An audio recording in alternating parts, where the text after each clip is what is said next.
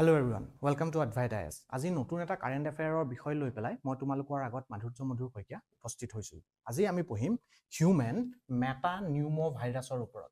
আৰু আমি জানিব লাগিব পেথোজেন্স বিলাক কি হয়, ভাইৰাছ কি হয়, আৰু ইয়াৰ লগতে মাইক্ৰোবিয়েল কন্টামিনেশন কেনেকৈ হ'ব পাৰে। ঠিক আছে, এতিয়া আমি আমাৰ স্লাইড বিলাকত গুছি গৈছো। ৰিসেন্টলি কেইটামান আমি নিউজ পাইছিলো, স্পেশালি প্ৰথমতে আসাম ট্ৰিবিউনত পাইছিলো অন 7th of January কি অসমত কিছুমান কেसेছ ডিটেক্ট কৰা গৈছিলে, কিন্তু সেইবিলাক কণ্টামিনেটিং কেছেছ নহয় আৰু তাৰ কাৰণে কোনো কনচাৰ্ন ল'ব নালাগে।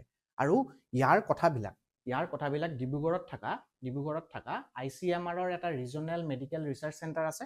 তেওঁৰ এজন সাইন্টিষ্ট বা বৈজ্ঞানিকে ডক্টৰ বি বৰকটকীয়ে কোৱা গৈছিলে কি এইটো ইমান এটা চিন্তা কৰিবলগীয়া বস্তু নহয়, আৰু এই বস্তুটো জেনেৰেলি আমাৰ শীতকালত বা উইণ্টাৰ টাইমত জেনেৰেলি কমন কোল্ড আৰু ইনফ্লুৱেঞ্জা বা ফ্লুৰ নিচিনা কিছুমান চিমটমছ দেখাই পেলাই আহিব পৰা যায়। আৰু আজি যদি আমি লেটেষ্ট নিউজটো চাবলৈ যাওঁ 10th of January 2025, ইয়াতে কিছুমান ফ্ৰেছ কেছেছ ৰিপৰ্টেড কৰা গৈছে গুজৰাটৰ পৰা, হিমাচল প্ৰদেশৰ পৰা, আৰু ইণ্ডিয়াত আমি 200টা ইনফেকশ্যন পজিটিভ ইনফেকশ্যনৰ কথা মই পাতি আছো। ডিচেম্বৰলৈকে আমি ডিটেক্ট কৰিব পাৰিছো। ইয়াৰ লগতে ৰেস্পিৰেটৰী ইলনেছ যোনটো আছে ন, হিউম্যান মেটা নিউমো ভাইৰাছৰ কিছুমান আমি কেছেছ আমি চাইনাতো পাইছো, কিন্তু এইটো ডাইৰেক্টলি লিমিটেড নহয় অনলি চাইনা, এইটো গোটেই বিশ্বজুৰি পেলাই ইনফেকশ্যন ইয়াৰ হ'ব পাৰে। আৰু স্পেচিয়েলি যোনবিলাক ট্ৰপিকেল এৰিয়াত থকা ৰিজনছ বিলাকে যোনে এতিয়া টাইমত উইণ্টাৰ সিজন এক্সপিৰিয়েঞ্চ কৰি আছে, এই ৰিজন বিলাকত ইয়াৰ ইনষ্টেন্সেছ বিলাক আমি অলপ বেছিকে পাইছো। এতিয়ালৈকে ৱৰ্ল্ড হেল্থ অৰ্গেনাইজেশ্যনে কোনো পেণ্ডামিক বা হেল্থ ইমাৰ্জেঞ্চি বুলি এই ভাইৰাছটোক ডিটেক্ট কৰা নাই। এতিয়া আমি যদি আমাৰ প্ৰিলিমছ অৰিয়েণ্টেড অলপ ডিছকাশ্যন কৰিবলৈ যাওঁ, তেতিয়া আমি জানিব লাগিব কি প্ৰথম এই ভাইৰাছটোক চিন্থেচিছ বা ডিস্কভাৰ কৰা গৈছিলে 2001 চনত বাই এ টিম অফ সাইন্টিষ্ট ইন নেদাৰলেণ্ড। ইয়াৰ লগতে তেওঁলোকে ৰেস্পিৰেটৰী ইনফেকশ্যন কৰে। ঠিক আছে, ৰেস্পিৰেটৰী ইনফেকশ্যন যেনেকৈ আমাৰ কফ হ'ব পাৰে, পাৰ্চিষ্টেণ্ট কফ হ'ব পাৰে, জ্বৰ হ'ব পাৰে, ৰানিং নোজ হ'ব পাৰে, এনেকুৱা টাইপৰ চিমটমছ আমি দেখা পাইছোঁ।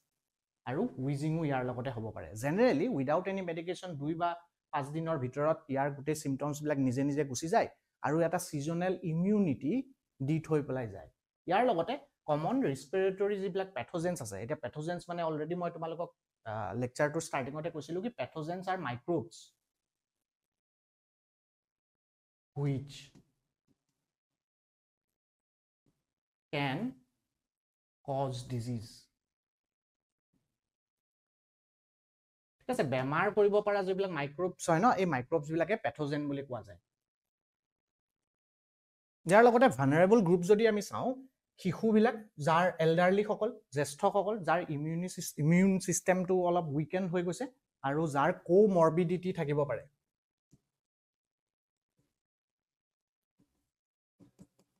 কোমৰ্বিডিটি থকা লোকবিলাকৰ এই ইনফেকশ্যনটো হোৱাৰ সম্ভাৱনা আছে। ইয়াৰ লগতে ট্ৰান্সমিশ্যন কেনেকৈ হয়, ক্ল'জ কণ্টেক্টৰ পৰা ট্ৰান্সমিশ্যন হয়। যেনেকৈ কোনোবাই যদি তোমালোকৰ ওচৰত কফ কৰে আৰু সেই মানুহজনৰ লগত এই বেমাৰটো তেওঁ পেথোজেন কেইটা কেৰি কৰি আছে বা HMPV ভাইৰাছটো কেৰি কৰি আছে, তেতিয়া তেওঁলোকৰ কফিং ড্ৰপলেটছবিলাকৰ পৰা যেতিয়া স্নিজ কৰা যায় মানুহে হাঁচিয়াই, তেতিয়া এই ড্ৰপলেটছবিলাক মাইক্ৰ'ব সৰু সৰু টাইনি ক্ৰিষ্টেলছৰ নিচিনাকৈ বা টাইনি ড্ৰপলেটছৰ নিচিনাকৈ ওলাই আহে।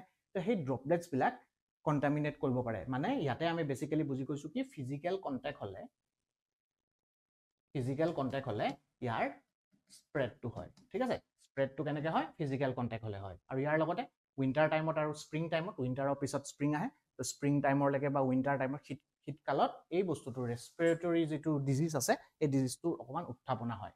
ইয়াৰ লগতে এই HMPV ভাইৰাছটো পিনিউমোভাইৰাইড বুলি এটা ফেমিলিৰ পৰা, ভাইৰাছৰ এটা ফেমিলি হয় বা মাইক্ৰ'বিয়েলছবিলাকৰ এটা ফেমিলি হয়, এই ফেমিলিটোৰ পৰা বিলং কৰে। কেতিয়াবা প্ৰিলিমছত এই কুৱেশ্যনটো সুধিব পৰা যায়। চ' এই গোটেই শ্লাইডটোৰ এটা ইম্পৰ্টেণ্ট পইণ্ট এটা হয়। ইয়াৰ লগতে most যিবিলাক কেছেছ হয় ন, ইয়াত একো বেছি চিন্তা কৰিবলগীয়া নহয়। মানে মানুহবিলাকে বেছি এতিয়া ফিয়াৰ চাইক'চিছ কৰি আছে, কি হ'ব কি নহ'ব, মেডিচিন চিষ্টেম কেনেকৈ থাকিব, কেনেকৈ আমি মেডিচিন ল'ব লাগে। তোমালোকে কৰোণাৰ টাইমতো এক্সপিৰিয়েঞ্চ কৰিছিলা কি মানুহবিলাকে পেনিক বাইং কৰিছিলে।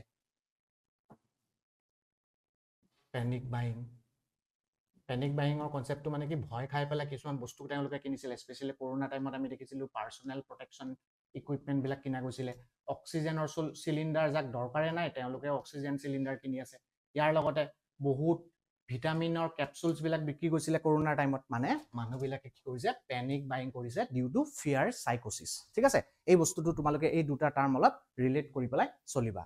ইয়াৰ লগতে কেছেছবিলাক মাইল্ড হয় তো তোমালোকৰো যদি কাহ চৰ্দি বা ওচৰৰ মানুহৰ যদি কাহ চৰ্দি হৈ আছে তেওঁলোকৰ পৰা অকণমান ডিষ্টেঞ্চ মেইনটেইন কৰিবা একেখন থালিতে বা শ্বেয়াৰ কৰি পেলাই বস্তুবিলাক নাখাবা তো ইমান ডাঙৰ এটা ৱৰ্ল্ড হেল্থ অৰ্গেনাইজেশ্যনে কৈছে কি এইটো এটা গ্লোবেল হেল্থ ইমাৰ্জেঞ্চি থ্ৰেট এটা হ'ব নোৱাৰে এতিয়া অসমত কি হৈছে অসমৰ যদি কথালৈ আহোঁ আগতেও এইটো ডিটেক্ট কৰা গৈছে শীতকালত জেনেৰেলি ডিটেক্ট কৰা যায় আৰু ইয়াতে লাহোৱালত থকা ডিব্ৰুগড়ৰ লাহোৱালত থকা ICMR যিটো ৰিজনেল লেবৰেটৰী আছে তাতে কোৱা গৈছে কি 110টা কেছ আগতেও ডিটেক্ট কৰা গৈছে আৰু ইয়াৰ পৰা বেছিভাগ চিৰিয়াছ কেছেছ ওলাই নাহে যদি চিৰিয়াছ কেছৰ যদি আমি পাৰ্চেণ্টেজটো চাব যাওঁ মেবি 2 to 5% কেছেছে চিৰিয়াছ হ'ব আৰু চিৰিয়াছ হ'লে কি হ'ব ব্ৰংকাইটিছ হ'ব নিউমোনিয়া হ'ব ঠিক আছে এক্সট্ৰিম কেছবিলাকত আৰু এইবিলাক কেছেছতো যোনবিলাক এক্সট্ৰিম কেছেছো হয় এইবিলাককো ট্ৰিট কৰিব পৰা যায় এতিয়া এটা বস্তু জানিব লাগিব এই HMPV ভাইৰাছৰ কমন মানে 4টা ভেৰিয়েণ্ট আছে প্ৰথমটো হয় A1 A2 B1 আৰু B2 আৰু ইয়াতে ডিব্ৰুগড়ত 18টা সিভিয়াৰ কেছেছ মানে একুইট ৰেসপিৰেটৰী ইনফেকচনৰ ডিটেক্ট কৰা গৈছিলে কিন্তু গুটেকিটা মানে কেছেছ ইভেন্চুৱেলি HMPV ভাইৰাছৰ যদি ডিটেক্ট কৰিলে তেওঁলোকে লিটমাছ টেষ্ট কৰিলে তাৰ পিছত তেওঁলোকে গম পালে কি এই গুটেকিটা কেছ কিন্তু ৰেসপিৰেটৰী ডিসঅৰ্ডাৰ হয় বা ৰেসপিৰেটৰী ইনফেকচন হয় কিন্তু সঠিকভাৱে HMPV ভাইৰাছৰ কিন্তু ইনফেকচনৰ পজিটিভ কেছেছ নহয় ইয়াতে আমাৰ হেল্থ মিনিষ্টাৰ বা হেল্থ মিনিষ্ট্ৰীও কৈছে কি এটো ইয়াতে নতুন কোনো এটা ভাইৰাছ নহয় এটো ঠিক আছে আৰু এটো গ্লোবেলি সাৰ্কুলেট কৰি আছে বহুত বছৰৰ পৰা প্ৰথমবাৰ কেতিয়া কাৰণে সিনথেসিস কৰা গৈছিলে বা আৱিষ্কাৰ কৰা গৈছিলে 2001 চনত সো এটোৱে আছিল এটা জাস্ট শৰ্ট এটা ভিডিও জাস্ট এই নতুন এটা টপিক চলি আছে কাৰেন্ট এফেয়াৰ্সৰ টপিক এটা চলি আছে এই টপিকটো তোমালোকৰ আগত লৈ আহিছিলো আমাৰ লগত যদি সংযোগ হ'ব বিচাৰা হ'ব পাৰিবা ইয়াতে মেইনছ আৰু প্ৰিলিমছৰ তোমালোকে টেষ্ট সিৰিজ পাবা গাইডেন্স পাবা আৰু শেষত তোমালোকে প্লিজ মোৰ ভিডিওটো লাইক কৰিবা আৰু যদি কিবা সাজেশন আছে সেই সাজেশন বিলাকো দিব পাৰিবা ঠিক আছে আৰু ইয়াৰ লগতে আমাৰ চেনেলটোকো সাবস্ক্ৰাইব কৰিবা থ্যাংক ইউ সো মাচ